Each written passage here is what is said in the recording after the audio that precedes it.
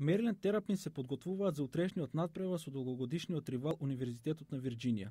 Ќе играат на гостински терен. Минатата сезона, оваа екипа на Универзитетот на Мериленд беше национален шампион на универзитетско ниво, како и во 2005-та.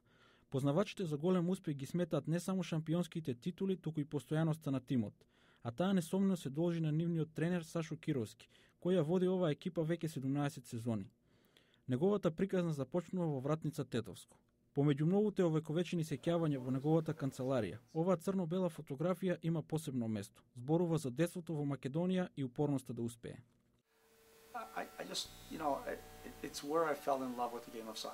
Таму се роди мојата љубов кон фудбалот. Во тоа време во вратница имаше само еден телевизор и баравме начин да гледаме некој фудбалски надпревар, ама ја користевме и секоја шанса да го играме.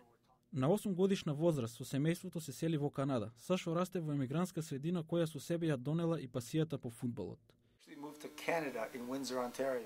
Кога се преселивме во Виндзор, Онтарио, имаше голема емигрантска популација, европејци, македонци, хрвати, срби, италијанци, тоа беше Европа во мало. Користев секоја шанса да играм. За успех во фудбалот, како и се во животот, неопходна е победничка култура, вели Кировски. Бидејќи моите родители имаат само основно образование, тоа беше важно за мене. Студирав бизнис на Универзитетот на Милвоки. Моја визија беше да направам тим, студирав да направам организација. Примерот на моето семејство ме научи што значи да се работи. Во Америка има 3-4 спортови што доминираат, но не постои култура на само еден спорт, раскажува Кировски. Гледам дека фудбалот си наоѓа место како еден од големите спортови во САД. Многу луѓе работат на тоа.